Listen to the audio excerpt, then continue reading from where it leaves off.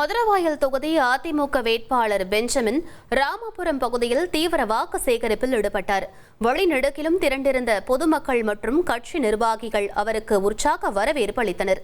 அப்போது பேசிய அவர், தற்போதைய சூழலில் பல்வேறு அரசு துறை ஊழியர்கள் போராட்டங்களில் ஈடுபட்டு வருவதாக கூறினார். சட்டம் ஒழுங்கு மற்றும் கஞ்சா புழக்கம் காரணமாக பொதுமக்களுக்கும் காவலர்களுக்கும் பாதுகாப்பு இல்லாத சூழல் நிலவுவதாக அவர் குறிப்பிட்டார். வரும் தேர்தல் ஆட்சி மாற்றத்திற்கான எழுச்சி தேர்தல் என்றும் பெஞ்சமின் தெரிவித்தார்.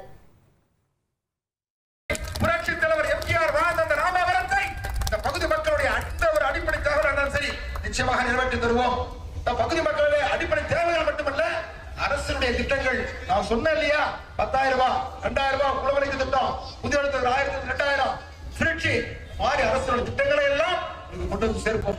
எந்த அரசு வந்தால் மக்களுக்கு சேவை புரிவார்கள், எந்த மக்கள் பிடித்து தேர்ந்தெடுத்தால் நமக்கு பக்கபலமா இருப்பார்கள், நமக்கு தோளோடு தோள் நின்று நம்ம சொல்லக்கூடிய காரியெல்லாம் செய்வார்கள் என்பதை நீங்கள் உறுதி செய்து கொள்ள வேண்டும்.